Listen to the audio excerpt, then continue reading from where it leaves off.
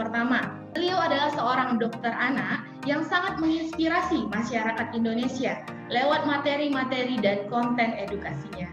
Dan tidak hanya expert di bidang kesehatan anak, beliau juga memiliki bakat yang luar biasa dalam bernyanyi dan entertainment. Dan izinkan saya menyampaikan CV berikutnya, Ibu. Beliau adalah lulusan Universitas Indonesia di tahun 2013 untuk gelar dokternya dan menyandang dokter spesialis anak di tahun 2020 dari universitas yang sama. Saat ini beliau bekerja sebagai dokter spesialis tentunya di beberapa rumah sakit di Jakarta, yaitu Rumah Sakit Cipto Mangunkusumo, Rumah Sakit Hermina Kemayoran, dan Metropolitan Medical Center Hospital Jakarta. Beliau juga merupakan tim redaksi kesehatan dari Klik Dokter, dan beliau konten yang luar biasa. Ibu nanti bisa tanya-tanya.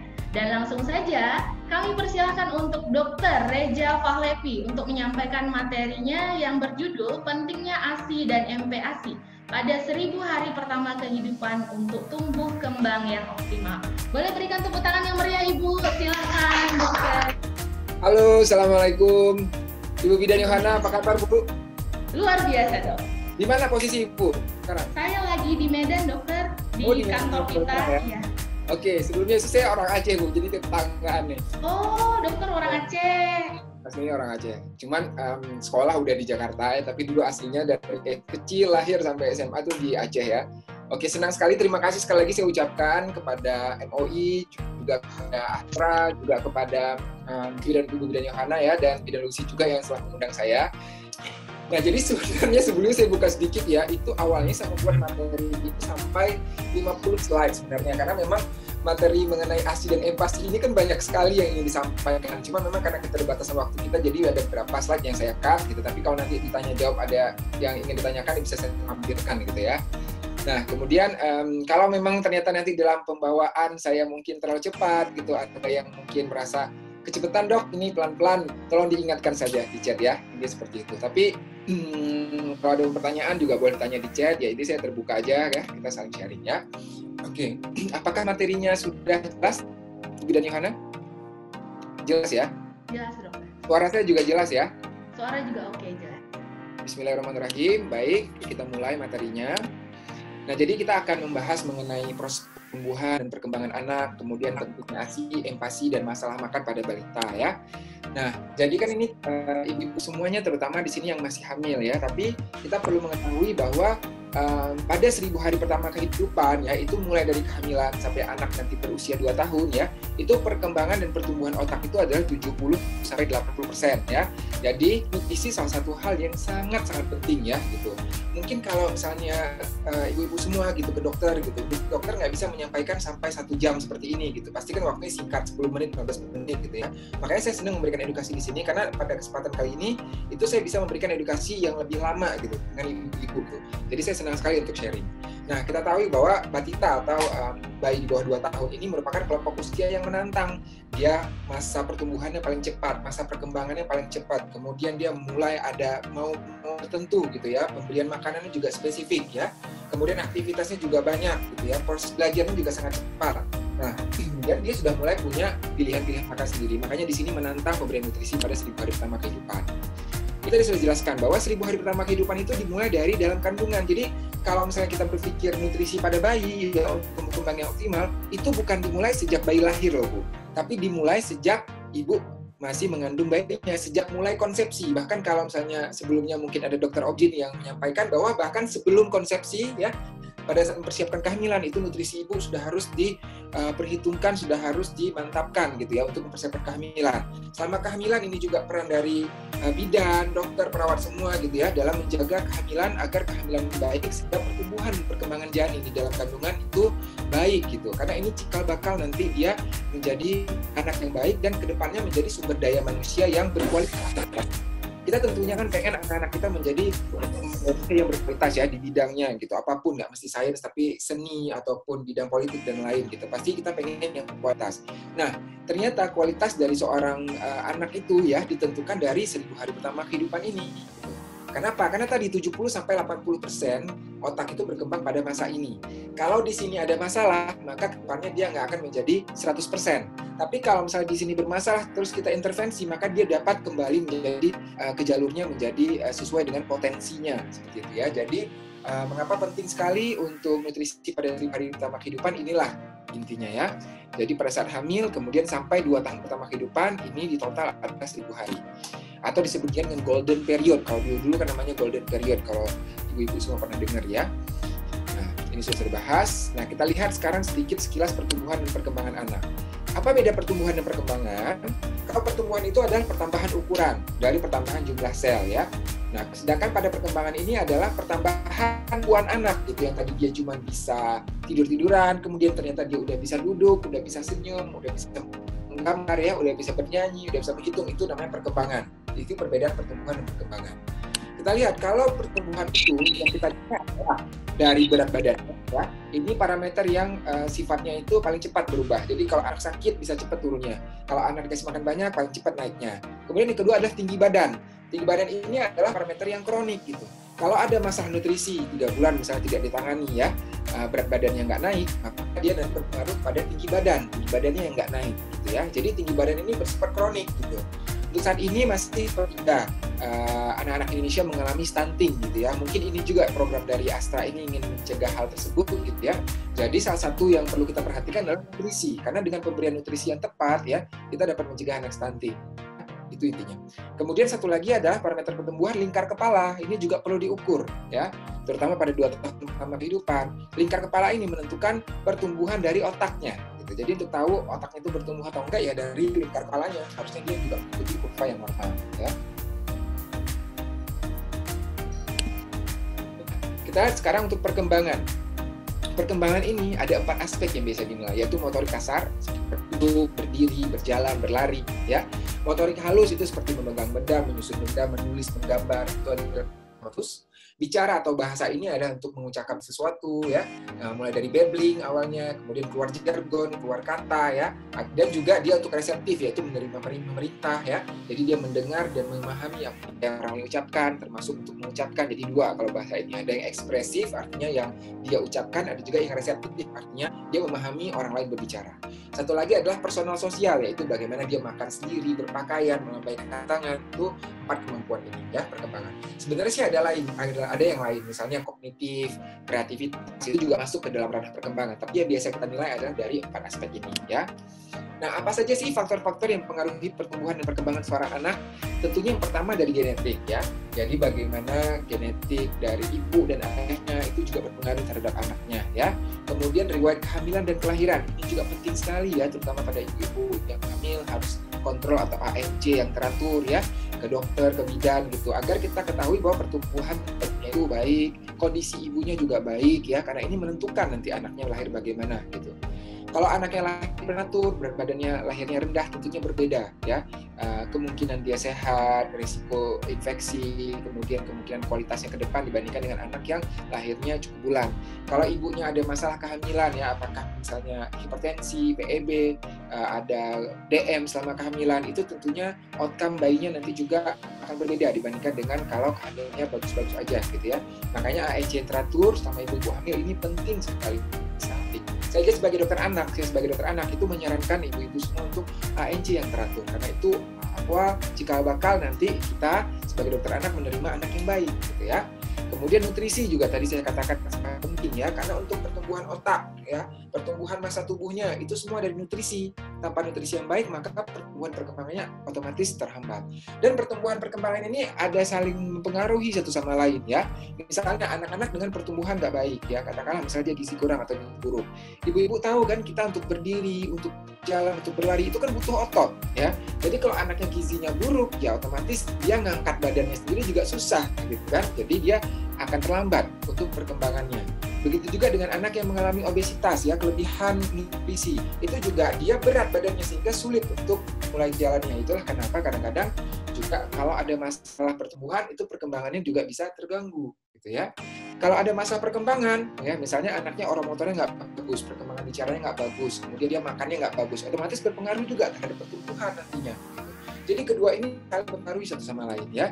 Itulah kenapa pertumbuhan perkembangan ini jadi sepaket gitu untuk anak ya. Kemudian selanjutnya adalah stimulasi. Jadi anak itu jangan cuma kita anggap bahwa dia diberikan nutrisi saja, kemudian diberikan vaksin dan lain, tapi nggak pernah diajak ngomong dan lain, itu nggak benar ya. Jadi anak itu harus dilakukan stimulasi. Stimulasi mulai dari dalam kandungan, anaknya diajak bicara ya. Bagi yang beragama muslim di sini mungkin bisa didengarkan suara ngaji misalnya gitu ya, dari mulai dalam kandungan ya. Kemudian setelah di akhir juga diajak menyusui, harus tatap matanya, diajak bicara, diajak bercanda. Anak kecil distimulasi dia untuk merangkak, bolak-balik, duduk, berjalan semua gitu. Dengan stimulasi yang baik maka perkembangan juga akan baik ya. Waktu istirahat juga harus cukup. Anak-anak ini kalau baru lahir ibu panik untuk melihat dia kok 16 jam tidur gitu. Memang bayi-bayi baru lahir itu memang banyak tidurnya dibandingkan dengan dia bangunnya gitu. Seiring dengan pertambahan umurnya nanti durasi untuk dia tidur juga semakin berkurang ya. Tapi kurang lebih anak itu kalau dia masih balita itu sekitar 12 jam per hari harus tidur. Itu juga penting. Pada saat dia tidur nyenyak ya, itu juga hormon-hormon pertumbuhan di dalam tubuhnya itu juga keluar pada saat dia tidur nyenyak gitu, sehingga ini penting sekali ya untuk pertumbuhan tinggi bayi gitu. Makanya kita lihat kalau anak-anak itu sering banget begadang, kadang-kadang badan itu nggak seoptimal anak-anak yang tidurnya cukup gitu ya. Jadi penting juga tidur yang cukup ini.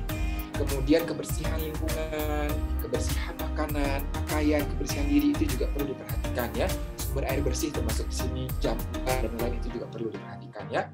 Kemudian pelayanan kesehatan dan vaksinasi ini juga penting gitu, karena vaksin ini juga mencegah berbagai penyakit yang sifatnya fatal dan dapat mengganggu kesehatan anak ya.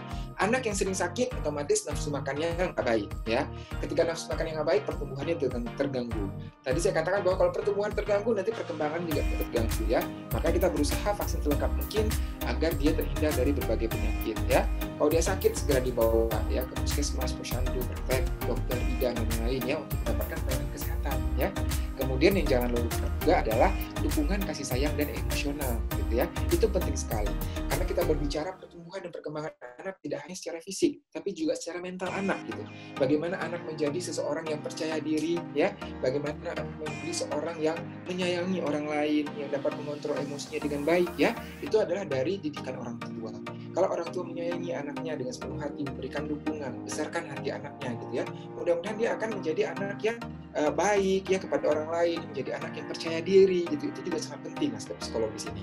Tapi kalau anak orang tua sering memarahi anaknya, kemudian malah menjatuhkan anaknya, ya otomatis dia bisa menjadi depresi, menjadi rendah diri, tidak mau berteman dengan teman-temannya ya. Dan itu tentunya pasti berdampak sampai ke depannya gitu. Bagaimana dia mendapatkan pekerjaan, mendapatkan teman dan lain ya.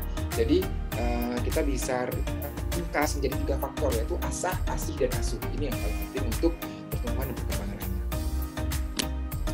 Nah, kita nutrisi sekarang. Nutrisi yang tepat untuk menunjang tumbuh kembang balita atau balita itu seperti apa ya?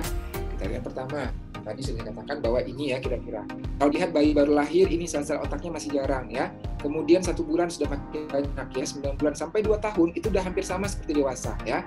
Tidak hanya pertambahan sel-selnya, tapi juga percabangan sel-sel otak ya. Kalau kita lihat ya, sel otak itu Bu ya seperti akar tumbuhan ya. Jadi ada akar utama, kemudian ada akar-akar cabangnya gitu ya.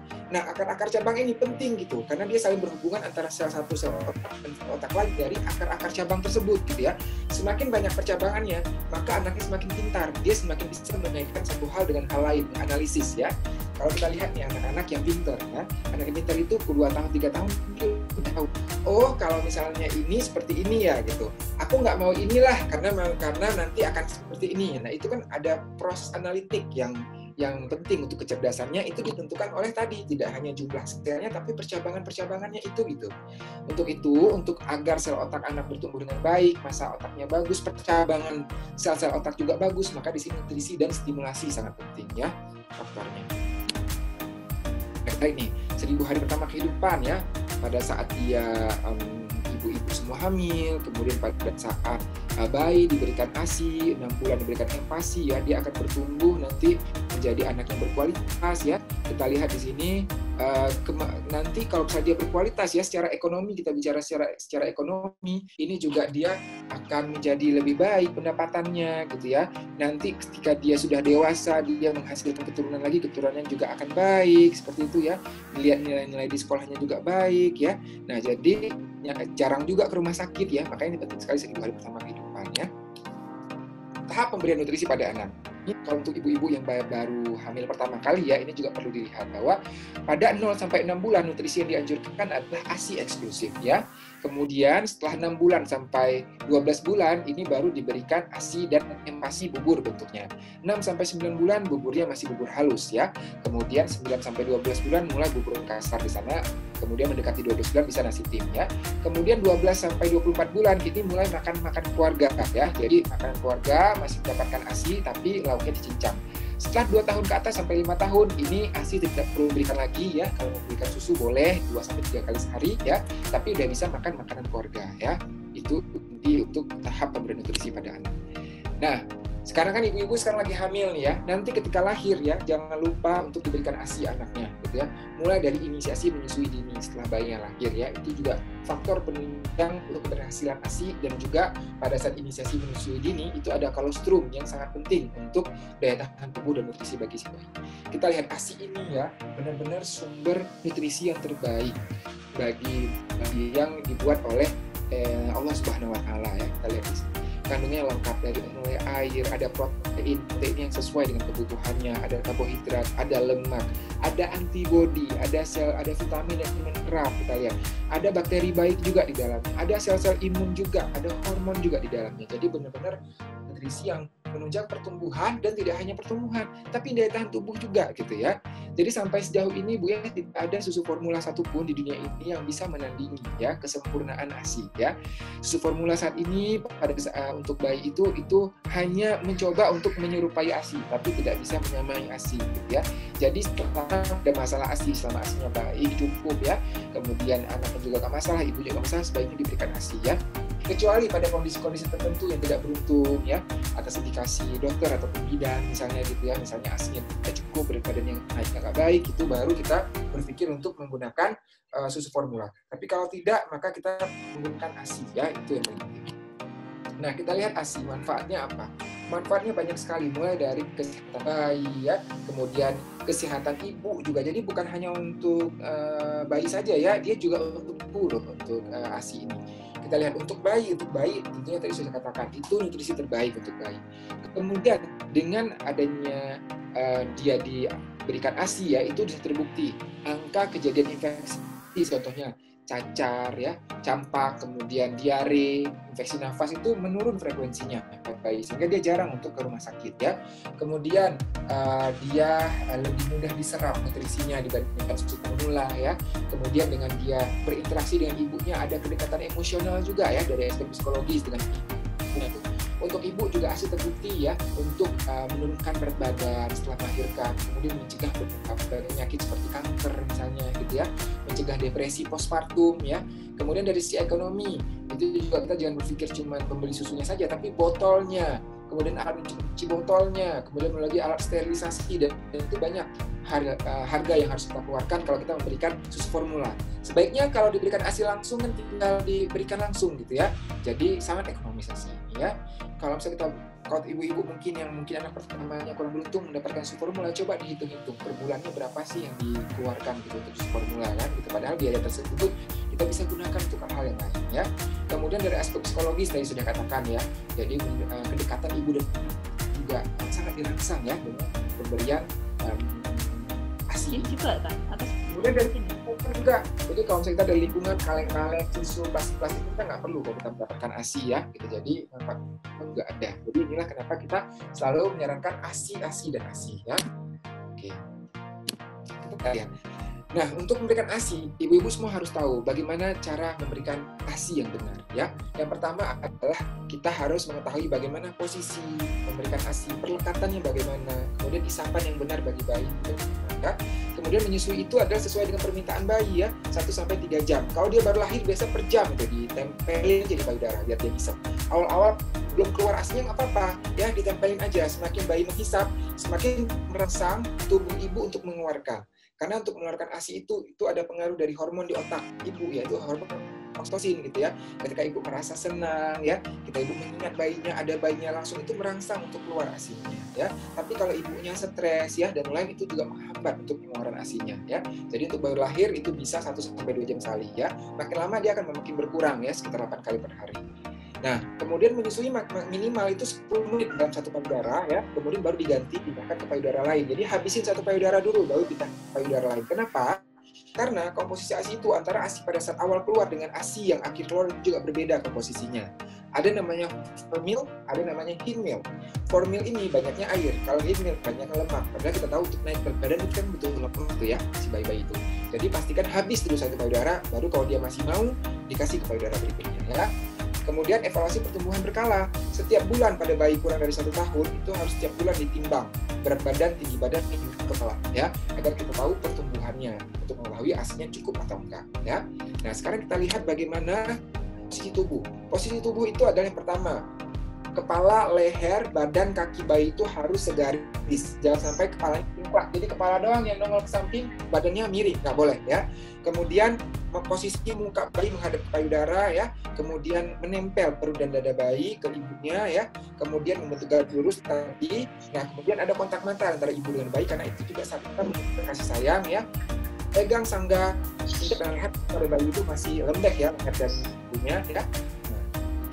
Kemudian kita lihat ini macam jenis tapi kita buat pilih saja yang mana yang sesuai dengan asalkan memang senyaman mungkin, nyaman untuk ibu dan nyaman untuk bayinya ya. Kalau mau disusui sambil tidur, hati-hati, jangan pada malam hari pada saat ibu mengantuk, karena takutnya kalau ibu mengantuk, ibu nggak sadar ketiduran, nanti bayinya ketimpa dengan payudaranya gitu ya. Nanti ada kasus jadi meninggal dunia anaknya. Jadi hati-hati kalau malam hari, kalau bisa jangan sambil berbaring gitu ya, resiko ya. Nah, kemudian kita lihat perlekatan antara mulut bayi dengan puting ibu juga harus baik ya. Dagu itu harus menyentuh payudara ya.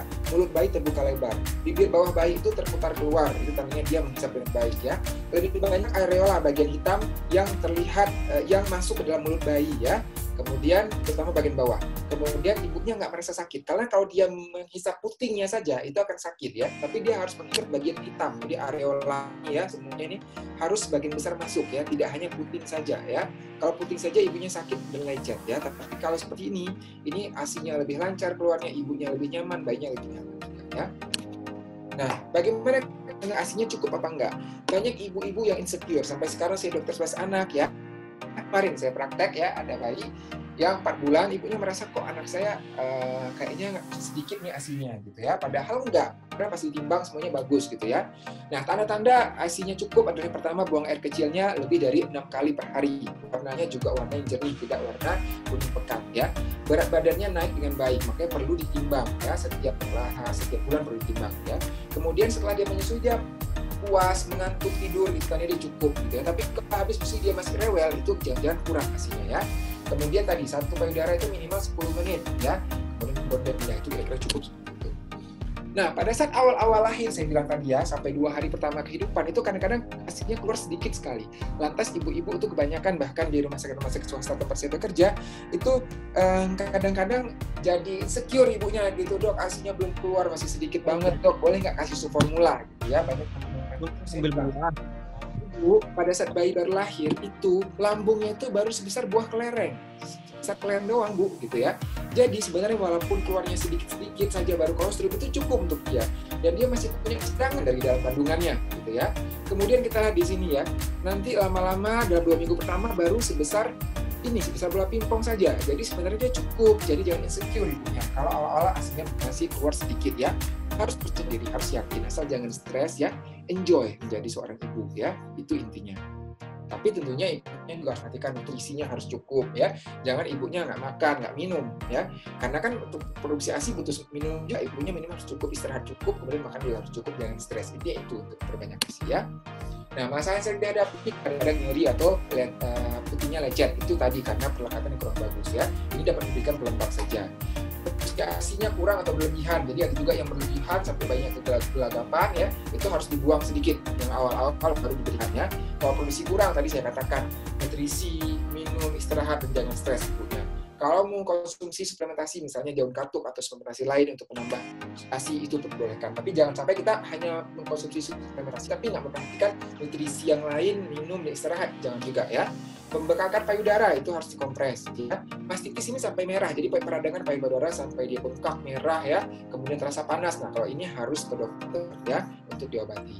Kemudian ukuran atau bentuk puting, ada juga yang putingnya kekecilan, ada juga yang putingnya kebesaran, ada yang putingnya tenggelam ya. Ini bisa diusahakan ya, dikonsultasikan ke dokter bidan konsultan laktasi ya, bisa diusahakan. Kemudian kadang-kadang ada nursing strike ya, dalam berapa bulan bayinya kok jadi malas menyusu. Nah, ini ibu perhatikan juga apa yang terjadi, apakah mungkin dia apakah tumbuh gigi, apakah dia lagi sakit misalnya, ataukah ada masalah-masalah lain gitu yang menyebabkan dia nggak mau ya. Empasi, sekarang kita masuk empasi ini ya. Nah, empasi ASI dan bagaimana? Kita lihat setelah 6 bulan, kebutuhan nutrisi bayi tidak dicukupi lagi dengan ASI. Maka perlu diberikan empasi sejak usia 6 bulan ya. Jangan lebih dari 6 bulan. Jadi 0 sampai 6 bulan ASI, setelah 6 bulan itu tambah dengan empasi ya. Nah, kita lihat di sini empasi. Ada tanda-tanda kesiapan empasi, yaitu kepalanya tegak, kemudian refleks menjulurkan lidahnya ada berkurang, anaknya sudah menunjukkan keinginan untuk makan, dapat mulai belajar duduk ya dengan topangan tangan, bukan belajar duduk sempurna, tapi masih topangan tangan, dan senang memasukkan benda ke mulut. Itu tanda-tanda anaknya sudah siap untuk mendapatkan empasi ya. Komposisi nutrisi itu apa? Ada makronutrien ya, karbohidrat, lemak, protein, ada vitamin yaitu mineral, mikronutrien yaitu vitamin, mineral dan lain-lainnya ya. Kalau dulu orang tua itu selalu menganjurkan kita kan untuk kasih empasi pertama pisang dulu misalnya ya, atau bubur kacang hijau dulu misalnya gitu. Kalau sekarang enggak Bu, itu udah nggak dianut lagi ya. Jadi sekarang pada saat pertama pemberian empasi itu sudah langsung dengan menu lengkap. Apa itu menu lengkap? Menu lengkap itu dari karbohidrat ya, lemak, protein ya. Jadi kalau untuk bayi-bayi itu ya, kita lihat di sini komposisi lemaknya itu bisa lebih tinggi dibandingkan dengan kita ya. Kalau orang dewasa itu kan 20-30%, kalau bayi lebih banyak. Kenapa?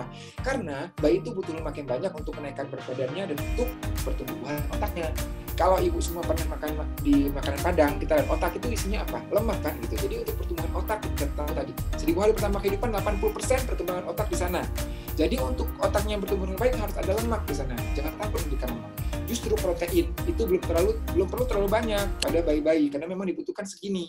Karena apa? Karena ginjal bayi juga belum cukup untuk mengolah protein yang terlalu tinggi gitu ya. Jadi berilah komposisi yang sesuai. Ada karbohidratnya ya, beras, jagung ya, beras merah dan lain terserah ya. Ada lemaknya ya, boleh ditambahkan minyak, mentega, santan, minyak kelapa dan lain. Boleh sumber apa aja ya. Kemudian protein bisa ditambahkan, telur, daging, ayam ya, dan lain ya. Nah, jadi intinya adalah satu hal yang perlu saya tekankan, bahwa empasi yang bergizi itu tidak harus mahal. Ini semua ibu-ibu harus menanam ya di otaknya. Bahkan juga bukan cuma empasi, tapi nutrisi ya. Gizi, nutrisi yang baik itu tidak harus mahal ya. Jadi jangan melihat di Instagram, selebgram kalau pakai ikan salmon, ibu mengira kalau nggak pakai ikan salmon tuh nggak sah empasinya. Nggak juga. Ikan-ikan biasa, ikan kembung itu kadar omega 3-nya lebih banyak Bu dibandingkan ikan salmon. Gitu ya. Kemudian diberikan apa misalnya OVO gitu ya. Nggak gitu juga Bu. Ibu punya apa di rumah sumber lemak? Santan boleh. Minyak kelapa biasa boleh ya. Minyak sawit boleh Bu kasih. Jadi nggak cuma mesti kayak harus yang mahal gitu. Nggak Bu. Gitu. Banyak sumber-sumber makanan kan kita yang harganya murah, yang penting bernutrisi gitu ya. Yang penting kita memberikan tadi sumbernya lengkap gitu. Jangan pula diberikan hanya pisang misalnya gitu ya. Maaf mungkin cara ngomong saya agak-agak sedikit Sumatera Ibu Yohana ya. Jadi memang seperti itu ya. Jadi intinya seperti itu ya. Jadi nggak mesti mahal. Kita juga nggak perlu terlalu melihat pokoknya gaya hidup orang lain ya. Apa yang kita punya ya kita bisa memberikan. Bahkan telur sendiri itu sumber protein, sumber lemaknya itu bagus sekali gitu. Jadi jangan juga pikir telur murah lantas tidak nutrisi. Enggak, justru itu bagus sekali ya. Jadi ini yang paling pentingnya, sumber nutrisi, empasi yang bergizi pada bayi itu tidak mesti mahal lagi ya. Yang penting menunya lengkap sesuai teksturnya ya. Nah, kita lihat ini slide yang paling penting ya. 0 sampai 6 bulan diberikan ASI saja ya. 9 bulan dia diberikan empasi, dia teksturnya adalah puree atau saring ya. Jadi kalau ibu buat sendiri ya, blender kemudian disaring ya. Diberikan 2 sampai 3 kali sehari per hari ya, selingannya 1 sampai 2 kali sehari. Selingannya apa? Selingannya bisa biskuit, bisa buah ya. Kemudian porsinya seberapa banyak? 3 sendok makan kita mangkuk yang aman ya. Nanti 9-12 bulan, ini sudah mulai dia buburnya adalah bubur yang agak kasar. Jadi kalau di blender saja ya. Mendekati 12 bulan sudah boleh nasi tim ya. Sudah bisa diberikan finger food yang dia bisa pegang sendiri ya. Kemudian diberikan berapa kali? Makan besar 3-4 kali, selingan 1-2 kali ya. Ukurannya setengah mangkuk rokok. Kalau dia 12 bulan ke atas, dia sudah bisa makan makanan keluarga, tapi lauknya masih dicincang karena kan dia bisa punya lauk yang besar ya. Diberikan makannya sama 3-4 kali sehari ya, selingan 1-2 kali sehari ya. Porsinya 3-4 sampai 1 mangkuk ya. Nah, kalau bisa dibuat jadwal makan per 2 jam. Jadi jarak antara ASI dengan makan dengan snack itu per 2 jam agar dia nggak kekenyangan. Kalau ibu baru setengah jam yang lalu kasih ASI, kemudian kasih empasi ya dia nggak mau makan, dia masih kenyang gitu ya. Jadi paling nggak jarak antara ASI dengan empasi itu 2 jam agar dia memang mau makan baik ya dengan habis porsi sesuai untuk dia. Nah, pemberian empasi itu harus responsif, harus melihat tanda lapar dan kenyang bayi. Tidak boleh dipaksa anaknya ya, jangan pakai emosi ya, diberikan dengan baik. Kalau dia nggak mau ya sudah, tunggu 2 jam lagi nanti baru kasih ya. Jangan juga kita anaknya nggak mau makan sayang, kasih susu dulu deh gitu. Dia itu nggak belajar pola lapar dan kenyang gitu, sehingga berikutnya dia seperti itu lagi. Kita harus melatih seperti itu. Jadi kalau dia nggak mau makan 30 menit, udah kita stop makannya, nanti 2 jam lagi kita berikan lagi. Mudah-mudahan dia udah lapar dan akhirnya mau gitu ya. Makanan juga harus bervariasi ya, yang ada di sekitar kita, variasi makanan sehari-hari gitu ya, agar semua makro dan mikronutriennya terpenuhi dengan baik. Dan jangan lupa memperhatikan higienitas ya, dari hulu ke hilir ya. Dari mulai kita belanja, kita pilih bahan nutrisi yang baik, kita cuci di rumah, tangan kita cuci, cara memasaknya, piring, bayi, semuanya harus bersih ya, agar dia terhindar dari berbagai penyakit terutama gangguan saluran cerna ya. Ini yang perlu diperhatikan. Pertama, protein hewani dan nabati diberikan sejak usia 6 bulan. Jadi nggak kayak dulu lagi hanya diberikan pisang ya. Nah, telur, daging, ikan diberikan dalam kondisi yang betul-betul matang. Jadi nggak ada cerita diberikan telur setengah matang ya, karena di situ masih ada kuman-kuman yang belum sepenuhnya mati, dan saluran cerna itu masih belum support saluran cerna orang dewasa, jadi mudah sakit ya. Jus dan buah itu pada usia kurang dari 1 tahun itu tidak disarankan diberikan secara banyak. Kalaupun mau diberikan hanya pengenalan rasa. Kenapa? Karena kandungannya serat tuh. Coba ibu nih makan apel, habis makan apel ya. Kemudian ibu makan deh. Itu kan ibu udah kenyang rasanya kan, pasti makan nasinya jadi sedikit kan. Juga baik. Kalau dia terlalu banyak diberikan buah dan sayur yang mana itu isinya serat, dia itu jadi nggak mau makan nanti, atau makannya sedikit, jadinya bayinya langsing, berat badannya nggak bagus naiknya gitu ya. Jadi buah dan sayur ya disimpan untuk ibu-ibu yang obesitas, ibu-ibu yang overweight, makan buah dan sayur yang banyak, biar makan yang lain nggak banyak. Tapi untuk bayinya boleh diberikan buah dan sayur dalam jumlah yang sedikit untuk pengenalan rasa saja. Mau selingannya misalnya buah alpukat boleh ditambahkan susu, jadi biar nutrisinya banyak gitu ya. Tapi jangan terlalu sering gitu untuk diberikan buah dan sayur ya. Madu itu nggak diberikan ya sampai bayi usia 1 tahun ya, setelah 1 tahun baru boleh karena nggak aman, ada sporanya di sana. Kemudian cuci tangan, diperhatikan makanan lemak tinggi dan terlalu manis ya, itu juga untuk anak-anak jangan terlalu sering karena nanti dia jadi picky eater ya. Kemudian talenan antara yang udah matang dengan yang masih mentah dipisahkan karena ada bakteri kontaminasi, takutnya kebersihan anak tadi juga ya. Boleh ditambah minyak, mentega, santan untuk menambah kalori ya, penambah lemak dalam empasi itu boleh banget ya. Nah, ini kebersihan makanan jangan lupa ya, ini sangat penting. Ya, kemudian masalah nutrisi pada balita ya, biasanya itu mulai dari anaknya makannya susah itu mulai 8 bulan ya, ibu yang lagi hamil. Nanti kalau 8 bulan anaknya makan susah itu sering banget terjadi ya, karena berbagai penyebab makan. Kemudian makannya susah nanti berat badannya stagnan, nggak naik ya. Kalau dibiarkan seperti itu aja nanti gizinya jadi gizi kurang atau gizi buruk. Lama-lama kalau kita biarkan jadi stunting anaknya ya. Jadi masalah nutrisi pada bayi ini nggak boleh disepelekan, nggak boleh dientar-entarin ya. Nggak boleh terlalu panik juga. Tapi kalau dia nggak mau makan, kita harus cari apa sih penyebab dia nggak mau makan. Konsultasi ke dokter ya, apa penyebab dia nggak mau makan. Sehingga bisa kita atasi dia nggak sampai berat badan yang naik. Kalau dia berat badan nggak naik, segera konsultasi, jangan sampai dia nanti jatuh ke gizi kurang atau gizi buruk. Kalau udah gizi kurang, gizi buruk, ya ini udah ada dampak jangka panjangnya. Apalagi kalau dia stuntingnya mempengaruhi IQ anak kita. Ya, dulu peraturan makan ya, sejak anak mendapatkan bahasa kita biasakan untuk memberikan feeding rule ini ya, yaitu makannya hanya 30 menit ya. Kemudian kalau dia 15 menit nggak makan, angkat makanannya. Dia memang nggak mau makan ya. Jarak antara waktu makan itu 2 jam ya. Di antara waktu makan hanya boleh diberikan air putih saja ya. Tadi jangan diberikan susu di antara waktu makan, nanti dia makan putihnya nggak mau lagi ya.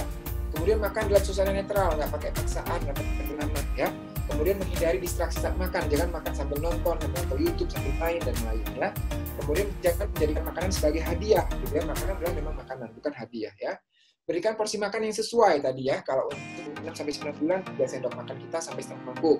Kemudian kalau 8-9 bulan ke atas sampai 12 bulan setengah mangkuk. Kalau udah setahun ya. Jangan juga diberikan ambisius terlalu banyak ya. Kemudian ajarkan anak makan sendiri ya, berikan anak sendok dan dia belajar makan sendiri ya, juga suapin terus. Ini banyak juga nih orang tua yang nggak sabar anaknya belajar makan, jadi pengen cepet-cepet, jadi anaknya nggak dibiarin makan sendiri ya, disuapin terus, sudah 3 tahun masih disuapin ya, padahal anak itu perlu diajar makan sendiri biar dia mandiri ya. Kemudian membersihkan tubuh anak, lingkungan piring yang berantakan itu hanya setelah makan. Jangan bentar-bentar satu makan, satu dia belajar makan suap ya, kemudian tumpah, bersihin lagi. Anaknya nggak nyaman seperti itu, jadi biarkan dia makan dulu 30 menit, setelah itu baru dibersihkan piringnya ya, lingkungannya, makan berantakan piringnya baru dibersihkan, itu seperti itu ya. Jadi ini pesan saya, pemberian nutrisi secara tepat serta pemantauan pertumbuhan dan perkembangan berkala merupakan kunci utama untuk tumbuh kembang optimal pada 1000 hari pertama kehidupan ya. Oke, ini Instagram saya, boleh banget di follow, ada YouTube juga kalau ibu-ibu semua mau mendengarkan sebenarnya di sana. Praktek saya ya. Mudah-mudahan informasi saya bermanfaat. Kalau ada tanya jawab silahkan. Terima kasih dokter untuk penjelasannya yang sangat luar biasa. Nah ya. Di sini sudah ada beberapa pertanyaan, dokter. Boleh tutup dulu share screen-nya, dokter? Boleh. Oh, boleh ya. Oke. Nah ini pertanyaan dari Ibu Nada, dokter.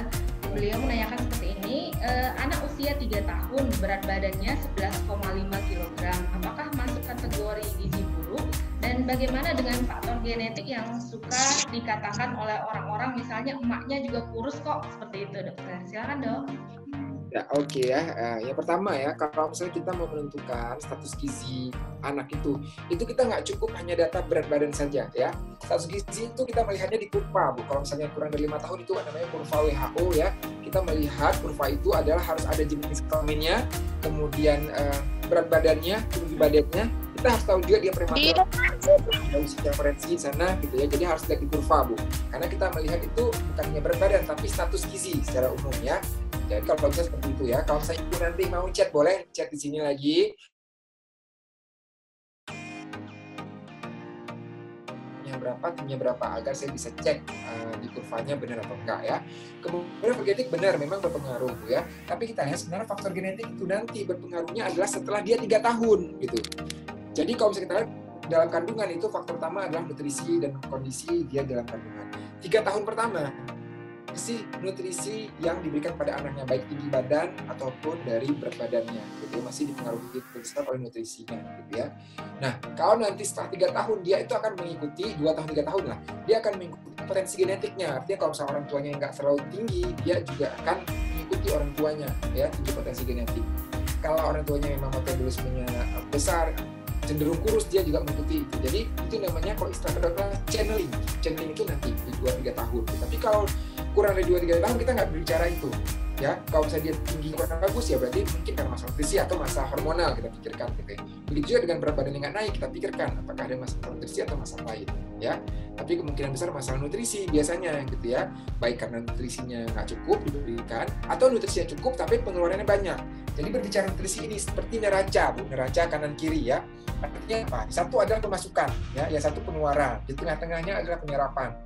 Kalau masuknya itu bagus, ya, penyerapannya nggak bagus, ya otomatis outcome-nya atau keluarnya bayinya, anaknya berat badannya nggak naik bagus ya. Kalau misalnya masuknya bagus, ya keluarnya bagus, yang diberikan bagus, kemudian penyerapannya bagus. Tapi anaknya itu sering sakit, yang butuh energi besar kan tubuh. Kalau misalnya anak sakit untuk sistem imun melawan penyakit kan butuh energi yang lebih, gitu. Anak sering sakit, ya. Atau anaknya aktif banget, pengeluaran energinya banyak, ya artinya nggak jadi daging juga, beratnya nggak naik juga. Ya, atau memang yang diberikannya nggak cukup gitu. Kita perlu berpikir 3 hal tersebut kalau berbicara nutrisi anak ya, jadi itu perlu dipertimbangkan ya. Kalau lebih seperti itu. Pertanyaan lain mungkin saya jawab cepat, mungkin banyak pertanyaannya ya sudah ya. Iya, lumayan banyak juga pertanyaannya dokter. Ini pertanyaan yang kedua dokter, bagaimana cara mengetahui bahwa seorang anak itu mengalami stunting atau tidak? Silakan dok. Ya, mengalami stunting atau enggak ya, kita tuh menilai stunting itu kita tuh nggak bisa melihat dari satu saat dia datang berapa tinggi badan. Kita tuh harus ada tren tinggi badan. Apa? Makanya itu saya bilang untuk setahun pertama itu penting sekali setiap bulan ditimbang berat badan, diukur tingginya. antara setahun sampai 2 tahun per 3 bulan. Kita harus melihat kurvanya Bu, naiknya bagaimana. Kalau misalnya kita lihat kurvanya memang didahului oleh masalah nutrisi, berat badannya nggak naik, atau pernah gizi kurang dan lain, kemudian masalah tingginya yang nggak naik juga, itu kemungkinan stunting. Dan memang bisa dibilang sekitar 80% masalah perawakan anak yang pendek itu adalah dari stunting. Tapi ada 20% lain yaitu dari hormonal ya. Kalau hormonal itu kita lihat dia pertambahan tingginya tuh kurang bagus gitu, tapi kita kan untuk beratnya tuh oke, jadi beratnya tuh oke naiknya, tapi tingginya aja yang nggak oke ya. Nah itu kecepatan tumbuhnya kurang ya, artinya itu baru kita pikirkan mungkin bukan masalah nutrisi, masalah hormonal. Jadi antara berat badan dan tinggi badan itu kita bisa lihat dari kurva, tahu itu stunting karena masalah nutrisi maksudnya, atau perawakan pendek karena masalah lain misalnya. Ya lanjut Bu. Pertanyaan yang ketiga dokter, ini dari Ibu Dewi Sartika. Jika ingin memberikan ASI eksklusif kepada bayi, sementara pada saat bayi baru lahir ASI masih sulit keluar dokter. Jadi ada batasan tidak ya berapa jam kita bisa menunggu ASI keluar dan diberikan kepada bayi karena kita tidak ingin memberikan susu formula. Silakan dokter. Ya, jadi tadi saya katakan bahwa ya kalau almarhum guru saya Prof. Wina ya dari kardiologi dia saya mengatakan bahwa seorang bayi lahir 3 hari kita taruh di dulu nggak diberikan apa-apa dia tuh bisa susah ya. Kalau bayinya lahir cukup bulan, kita bicara cukup bulan, berat lahirnya bagus ya, disitulah intinya kita nggak perlu terlalu panik kalau awal-awal dia itu nggak keluar artinya gitu ya, masih oke.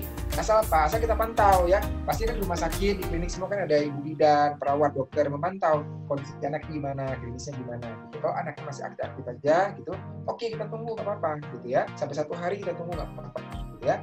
Tapi kalau dalam kondisi bayinya prematur, bayinya berat lahirnya rendah, bayinya sakit, katakan ada sepsis misalnya gitu ya. Kemudian ibunya misalnya riwayatnya pada saat kehamilan itu terlalu gemuk atau ada DM sehingga bayi ada risiko untuk mengalami hipoglikemi atau kekurangan gula darah. Nah pada kondisi itu kita harus cepat penanganannya. Biasanya diberikan susu formula atau cek dulu glukosanya gitu ya.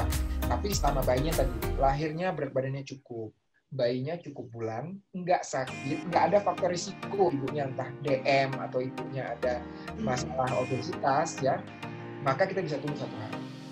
Misalkan sama pemantauan ini juga masih aktif ya. Jadi ibunya jangan terlalu panik juga gitu, slow aja karena kita kan bekerja di tim di sini ya. Maka itu saya senang sekali diundang oleh bidan karena saya merasa bidan perawat itu adalah partner saya ya. Yang kalau nggak ada mereka saya nggak bisa bekerja gitu, dengan baik ya. Saya sangat menghargai gitu ya, dietitian dan lain semuanya gitu. Kita saling memantau gitu, memantau kondisi bayinya gitu ya. Karena kan saya nggak standby terus 24 jam di rumah sakit gitu. Yang memantau di sana adalah memang ya teman-teman semua gitu ya. Ketika dilaporkan kondisinya oke ya, bismillah. Tapi kalau ternyata memang dok ini anaknya kok lemes banget dok, kita cek di DS-nya rendah dok, ternyata hanya 30 gitu, boleh kan kasih formula. Nah, kondisi itu berbeda gitu ya. Itu jadi tenang saja, pantau kok. Oke, pertanyaan berikutnya ya dokter ya. Ini banyak sekali pertanyaan, mungkin saya rangkum beberapa ya dokter ya. Ini dari Ibu Dewi, kenapa kalau lahiran di rumah sakit, bayi lama di ruang bayi, sedangkan mohon pencerahannya dokter, silakan. Oke ya. Ini suara saya putus-putus nggak ya? Enggak. Suaranya oke dokter, mungkin saya ulangi pertanyaannya ya dokter. Apa pertanyaannya kurang jelas? Kalau misalnya kenapa kalau di rumah sakit itu lama di ruang bayi, gimana sih? Boleh ulang? Jadi kalau ada yang ibu-ibu yang lahiran di rumah sakit dokter, nah bayinya itu banyak pemeriksaan dan lama ditempatkan di ruangan bayi. Kenapa seperti itu? Sedangkan bayi baru lahir itu kan harus segera diberikan ASI seperti itu dok. Oke ya, ini sebenarnya tergantung kebijakan rumah sakit atau klinik gitu ya. Nah jadi ini seperti ini. Kalau kita kebijakan rumah sakit biasanya itu setelah bayi baru lahir itu kita langsung inisiasi menyusui dini ya atau IMD namanya gitu ya.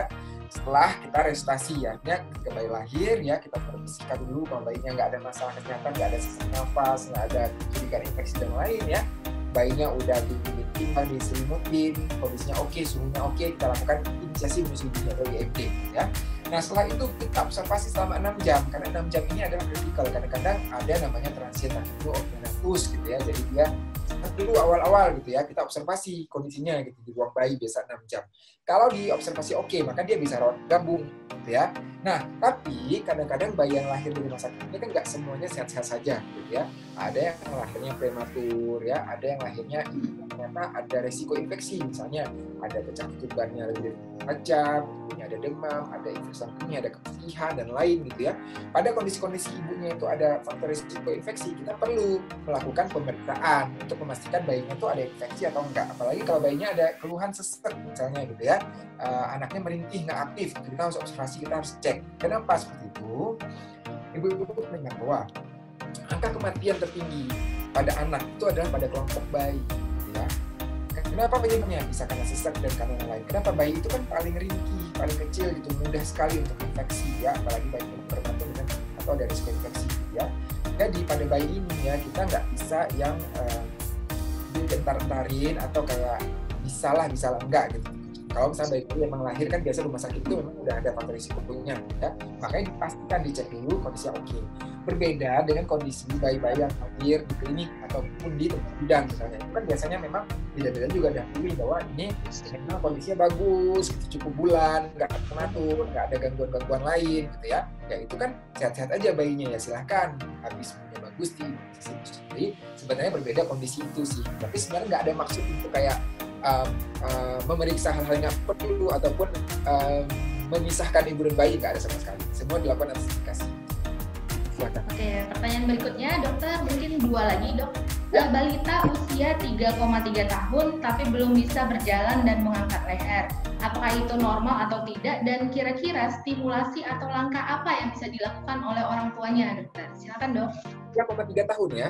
Ya, 3,3. Oke, itu nggak normal. Jadi ya, bayi itu harusnya untuk motor kasarnya mengangkat kepala itu 3 bulan ya.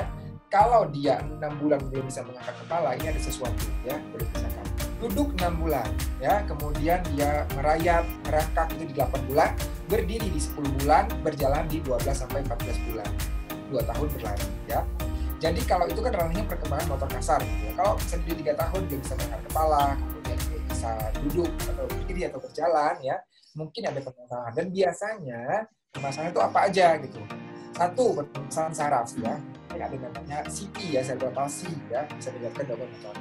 Kemudian bisa juga gangguan hormon, dia hipotiroid ya, karena kalau bayi-bayi yang hipotiroid itu dia lemes, tonus otot tubuhnya nggak bagus gitu, bisa karena hipotiroid misalnya, kita harus periksa dulu gitu ya, atau mungkin karena ada masalah-masalah lainnya gitu ya. Jadi langkah yang perlu dilakukan adalah pada kondisi ini yang 3,3 tahun ini konsultasi ke dokter spesialis anak ya. Kita screening semua ranah perkembangan, nggak hanya motor kasar tapi motor halus, bahasa bicara dan juga personal sosial. Kalau ternyata memang ada masalahnya, kita cari penyebabnya apa. Kalau penyebabnya ketahuan gitu, oh karena masalahnya masalah hormon tiroid yang kurang, ya kita berikan terapi hormon tiroid, nanti lama-lama ototnya akan kuat lagi dan dia bisa mulai dari awal lagi. Kalau permasalahan CP mungkin kita perlu untuk fisioterapi misalnya nanti ke depannya ya, juga diberikan obat-obatan khusus. Jadi masalah perkembangan ini memang spesifik dan harus dikonsultasi dokter. Oke, satu lagi ya dok. Bagaimana kalau anak tidak mau makan sama sekali dok? Sudah dikasih ini dan itu tapi tidak mau makan. Jadi kalau seperti itu apakah boleh dikasih susu dok? Apakah seperti itu tidak apa-apa? Silakan dokter. Ya, baik ya. Ini juga sering pada prakteknya sebenarnya ya. Kan kita biasa mengenal dengan istilah GTM ya, gerakan tutup mulut pada anak gitu, anak gampang ya. Nah, jadi GTM itu bagi 2 nih ya. Ada satu faktor organik ya, ada satu non organik ya. Kita bicara non organik. Non organiknya apa? Non organik biasa karena lebih juga makanan yang dia nggak suka ya. Kemudian variasi makanan dia nggak mau, makanannya itu aja, makanannya nggak ada rasa sama sekali misalnya ya, atau trauma dia makan selalu dimarah-marahin, jadi anaknya trauma. Ada anak-anak yang kalau misalnya dengar ibunya udah siapin piring sama sendok, dia tuh udah ketakutan sembunyi gitu ya, karena tahu ini waktu makan adalah waktu stressful. Seperti saya juga, pertama ibu-ibu yang bekerja gitu ya, pulang kerja ya anaknya ternyata nggak mau makan, pasti kan emosi rasanya, tapi nggak boleh. Namanya juga anak-anak, itu bukan kesalahan dia gitu ya, itu suatu yang wajar dan kita bagaimana caranya harus tetap sabar sebagai orang tua, nggak boleh marah. Itu faktor yang non organik. Pertama kita perhatikan dulu ada faktor non organik ini enggak gitu. Apakah kita rasa makanan yang dia diatur, jangan-jangan nggak dikasih rasa sama sekali, anaknya nggak mau. orang anak itu dari ASI yang ibunya ASI yang diberikan ibunya itu rasa ASI itu dipengaruhi loh dari makanan ibu. Dari kandungan air ketuban itu juga rasanya dipengaruhi oleh dari makanan ibu. Jadi kalau jangan pula empasi itu diberikan benar-benar plain, nggak ada rasa sama sekali, nggak ada bumbu sama sekali, jangan juga seperti itu ya. Yang kedua, variasi makanan. Kasih itu aja. Padahal tadi saya katakan bahwa kita bisa menggunakan variasi makanan apapun yang ada di sekitar kita sesuai dengan musim, sesuai dengan tempat masing-masing ya. Kita bisa menggunakannya gitu ya. Pernah pada satu kali seminar gitu ada yang menanyakan gitu, dokter dari Papua gitu. Dok, kita di Papua ini ya sumber protein yang ada ulat sagu, boleh nggak dikasih ulat sagu untuk empasi bayi? Jawaban nutrisi anak, boleh, silahkan gitu. Kalau di sana memang sumber proteinnya itu ya, itu boleh silahkan diberikan gitu ya. Jadi bervariasi tergantung dari apa yang ada di tempat kita gitu. Nggak mesti harus paksa ikan salmon, ikan tuna, nggak mesti ya sekali lagi gitu ya. Nah kemudian bagaimana sikap kita kepada anak pada saat kita beri makan, apakah kita baik, sabar, atau kita marah-marah? Itu faktor non-organik. Satu lagi faktor organik perlu kita cari gitu ya. Apakah anaknya misalnya ada demam, pipisnya keruh, tanda-tanda infeksi kemis juga.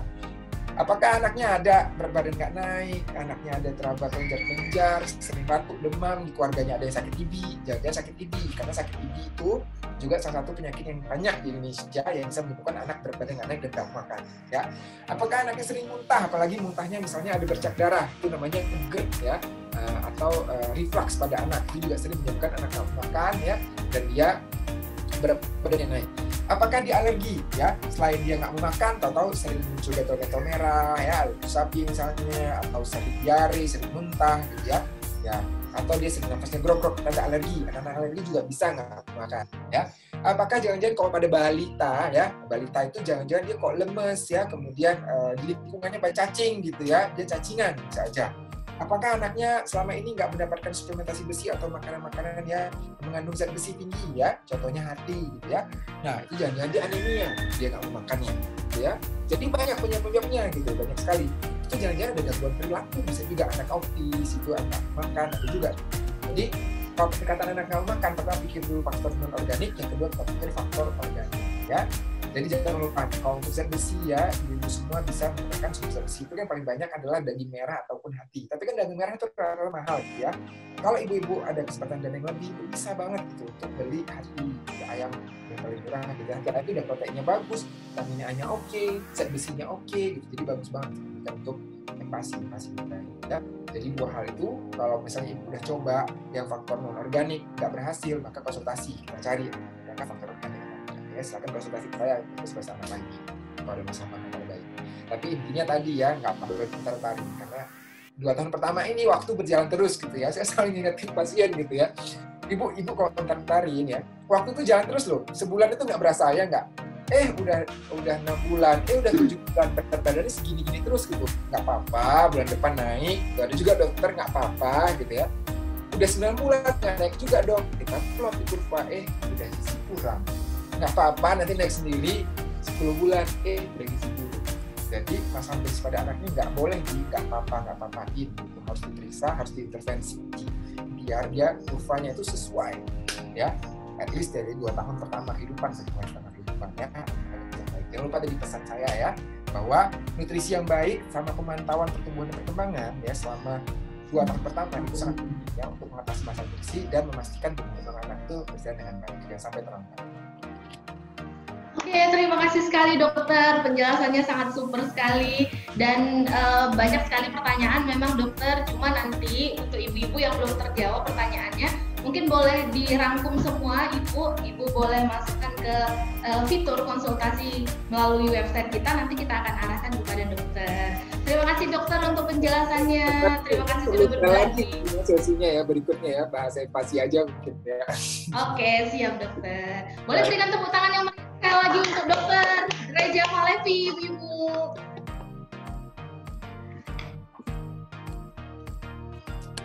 Di kelas Astra 2 dan kita akan masuk ke sesi berikutnya, ibu-ibu yang siap untuk masuk ke materi kedua yang tidak kalah menariknya, boleh goyangkan jempolnya di layar, Bu. Oke, mantap semuanya. Siap untuk masuk materi kita yang kedua, Bu? Siap, dan saya akan menyampaikan beberapa CV dari narasumber kita yang kedua. Narasumber berikutnya adalah Ibu Christina Sembiring. Beliau adalah seorang bidan dengan pendalaman klinikal hipnoterapi. Selain itu, beliau merupakan master trainer Yayasan Emas yang sudah melatih ribuan bidan dan profesi umum di seluruh Indonesia. Tidak hanya expert di bidang kesehatan, beliau juga ahli di dunia bisnis sebagai mentor bisnis nasional. Selain itu, beliau adalah salah satu pendiri MOI, Medis Online Indonesia, yaitu startup kesehatan untuk pemesanan bidan dan perawat secara online. Dan langsung saja kita panggilkan Ibu Christina Sembiring untuk memaparkan materinya yang berjudul Perawatan Bayi Lahir Modern. Boleh berikan tepuk tangan yang meriah, Ibu.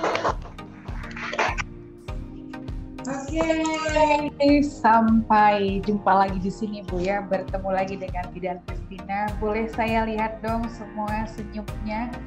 Hai, apa kabar yang sudah siap dapat materi cetar lagi hari ini? Boleh goyang-goyang jempolnya. Yeay, oke. Siapa yang mau menyebutkan apa sih sebenarnya manfaat bedongan yang Anda tahu? Boleh nyalakan speakernya, yuk. Kenapa bayi Anda bedong? Untuk apa? Ayo. Bikin hangat. Supaya hangat. Oke, lagi? Biar nyaman. Biar nyaman digendong. Nyaman digendong. Berarti nyaman untuk mamanya ya, bukan untuk bayinya. Oke, lagi. Biar tidak masuk angin. Biar tidak masuk angin. Oke. Lagi. Kalau kata orang tua, biar lurus katanya tangannya nggak bengkok. Biar tangannya lurus, biar kakinya nggak bengkok. Oke. Lagi, ada lagi? Biar nggak banyak gerak. Biar nggak banyak gerak. Ibu Latifah DSA Ketapang. Penutup untuk ibu-ibu semua. Bayi baru lahir 1.200 kali lipat lebih peka dari orang dewasa. Perlakukan mereka dengan lemah lembut, ya. Untuk ibu bidan, untuk ibu dokter, hargai bayi yang baru lahir, dan begitu dia lahir langsung diajak komunikasi. Happy birthday to you, happy birthday to you, happy birthday, happy birthday, happy birthday to you. Nah, sambutlah bayi yang baru lahir itu dengan penuh kegembiraan. Dan ini akan dia ingat, ya. Ketimbang semuanya menangis, ya, menangis haru, dia bingung. Lahir kok nggak ada yang bahagia sih ya, gitu ya. Nah, jadi saya melengkapi dari sisi mind dan spiritualnya supaya bayi kita semua sempurna, ya. Sebagai bidan, lakukan tetap seperti apa pertolongan kita, tapi tetap tambahi lagi ilmu. Saya seorang bidan, tapi melakukan pendalaman dengan mind terapi dan sisi-sisi spiritual supaya semuanya cukup. Bayinya nggak cuma sehat, tapi juga pintar dan berakhlak yang mulia. Tepuk tangan buat kita semua. Yang aman, ya, yang aman dan tidak mengganggu pertumbuhan bayi, ya, dan tidak akan mengganggu struktur tulang. Nah, ibu-ibu semuanya pasti sudah biasa membedong, tapi ada sedikit perbedaan yang akan kita berikan, ya. Bedongannya sama seperti biasa. Nah, hanya saja nanti pastikan ini bayi tidak seperti ini, ya. Bayi tidak seperti ini. Bayi harus bisa begini. Artinya bayi boleh menggerakkan tangannya seperti ini. Kalau begini terus, ini pertumbuhan tulangnya akan terganggu dan bayi tidak nyaman, ya. Demikian lutut. Nah, lutut bayi kalau dia lurus terus seperti ini akan sakit, diikat bayi gini, ya. Bayi harus bisa begini, ya. Waktu dibedong, kakinya harus bisa begini. Nah, jadi kita lihat bagaimana caranya. Boleh di zoom. Untuk gurita tidak saya sarankan lagi, tapi kalau misalnya di tempat ibu harus memakai gurita, 2 atau 3 jari harus bisa masuk, ya, supaya bayinya masih bisa bernafas, paru-parunya masih bisa naik turun dengan sempurna. Nah, untuk membedong, untuk nafas area sini, ya, area dada itu pun tidak boleh. Jadi ibu lihat, ya, posisikan tangan bayi di samping tubuh tidak apa-apa, tapi nanti tidak boleh terlalu kencang. Tangan bayinya harus bisa begini, ya, bedongannya agak longgar, ya. Nah, Kemudian dada jangan ditutup semuanya. Buat seperti ini. Nah, Ibu lihat seperti V, ya. Tangan bayi ini harus bisa menekuk, jangan lurus banget, ya. Jadi agak longgar. Ini kita buat V. Ini jangan ditutup semuanya, ini harus dibebaskan. Nah, seperti ini, ya. Kemudian ini juga sama, ini disilap. Nah, Ibu sudah lihat bedanya? Ini seperti kerah Sabrina, ya. Kerah Sabrina kalau kita buat kebaya. Supaya apa? Supaya bagian jantung dan paru-paru bayi ini tidak seperti, jangan kayak gini, agak longgar. Dan ini lutut bayi juga harus bisa begini, ya. Nggak boleh lurus, apalagi diikat. No, ya. Ini harus boleh begini. Jadi bedongannya dibuat longgar supaya dia bisa menekuk. Nah, jadi kuncinya kalau tangannya ini dibedong, dia harus bisa seperti ini. Kalau lututnya waktu kita bedong, ini harus bisa begini. Jadi longgarkan bedongannya. Tidak ada lagi yang dipaksa lurus seperti ini, apalagi diikat. Ini akan mengganggu struktur tulang bayi. Dan di sini ini nggak boleh kenceng. Ini akan mengganggu sirkulasi darah, mengganggu jantung, dan mengganggu paru-paru. Jadi oksigenasinya juga akan berkurang. Nah, saya ulangi, ya. Lakukan dengan lembut. Lipat lagi sekali lagi begini, ya. Pastikan tangannya longgar, tidak dihimpit. Dia harus bisa seperti ini. Baru buat seperti kerah Sabrina, ya, bentuk V. Bagian sini lipat lagi kecil seperti ini. Nah, bebaskan bagian dada. Nah, untuk lutut jangan diikat lagi. Tidak ada ikat mengikat. Biarkan lututnya bisa ditekuk, ya. Kalau untuk lipatan, ini variasi Ibu saja mau seperti apa boleh. Nah, dan untuk bayi, ya, yang rewel, dekatkan di dekat jantung ibunya supaya dia mendengar suara jantung. Nah, jadi ingat ya Bu, untuk membedong buat kerah Sabrina. Tangannya bisa bergerak, dengkulnya bisa bergerak. Nah, jadi ini saja perubahan membedong yang bisa kita buat. Kalau bisa nggak usah dibedong, ya. Dari pertemuan pertama, beliau adalah Ibu Lucy Fitrianti. Beliau juga seorang seorang bidan yang mendalami yoga dan mendalami clinical hipnoterapi. Selain itu, beliau juga adalah master trainer dari Yayasan Emasku. Tak hanya expert di bidang kesehatan, beliau juga sudah lama certified yoga instructor dan sudah melatih ribuan tenaga kesehatan dan klien umum dalam yoga prenatal. Di sesi ini, beliau akan membawakan praktek yoga prenatal khusus untuk mengurangi keluhan sakit punggung dan sakit pinggang. Dan langsung saja kita panggilkan Ibu Lucy Fitrianti. Boleh berikan tepuk tangan yang meriah, Ibu. Ibu-ibu semua, selamat siang semuanya. Senang sekali pada siang hari ini kita bisa bertemu kembali di kelas Ibu Hebat, Ibu Hamil Sehat bersama Astra di semuanya. Nah, oke. Kemudian kembali tegak, kita putar lagi berlawanan arah. Inhale, exhale. Inhale, exhale. Sekali lagi inhale, exhale. Oke, bagus sekali. Rilekskan kaki kanan, putar. Kemudian kaki sebelah kiri putar. Nah, ibunya juga boleh sambil senyum. Nah, makin cantik deh ibu. Oke, kita akan lakukan gerakan-gerakan untuk mengurangi keluhan sakit punggung. Gerakan pertama yang bisa ibu lakukan dalam posisi berdiri sama seperti yang kemarin kita lakukan bersama. Posisi peregangan. Satukan kedua tangan di depan dada. Oke. Kemudian dorong perlahan-lahan ke atas. Tempelkan lengan kanan dan kiri di bagian telinga. Oke, bagus sekali. Gerakan ini akan mengembalikan posisi tulang punggung ibu. Dorong ke atas, perut rileks, fokus pada nafas. Inhale, tarik dari hidung. Exhale, hembuskan melalui mulut.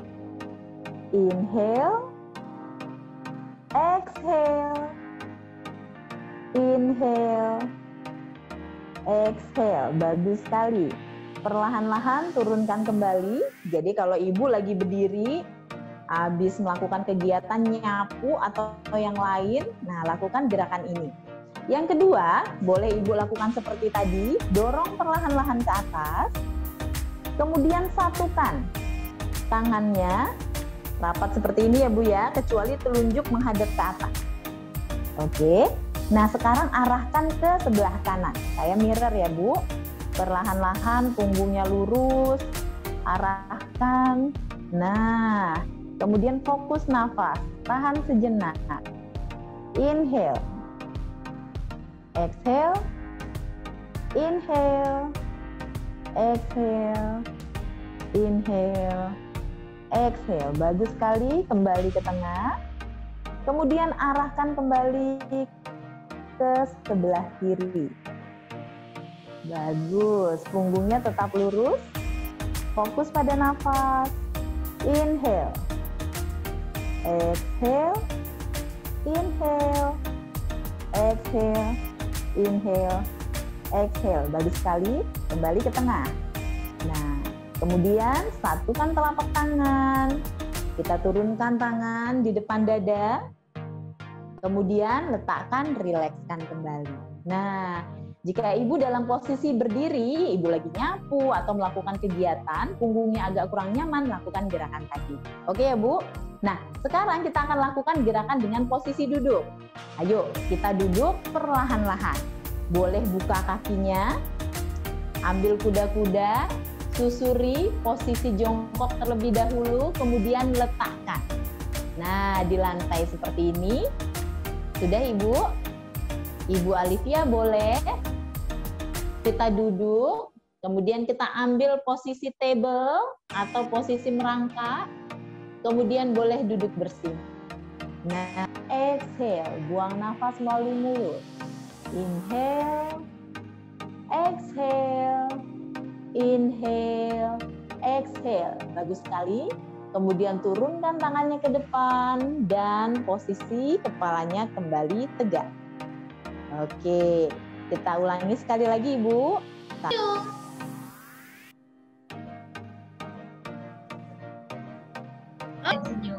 1, 2, 3. Terima kasih untuk seluruh narasumber. Sungguh begitu jelas semua ilmu yang diberikan. Wah, luar biasa sekali ya Bu. Ibu Pipit, terima kasih kembali. Ibu Lucy, alhamdulillah ilmunya sangat bermanfaat. Penyampaian materinya mudah dipahami. Semoga buat ibu hamil tambah pintar. Salam dari Sunter. Salam juga Ibu Lucy Indriani. Ibu Yuni Dodo, terima kasih ilmunya sangat bermanfaat. Terima kasih kembali Bu.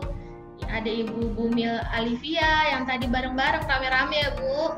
Semoga ilmunya bermanfaat Bu. Terima kasih kembali. Ada Ibu Dwi Hinda, ada Ibu Fahrunisa. Jadi rajin yoga di rumah ya, mantap Bu. Sampai ketemu di pertemuan berikutnya.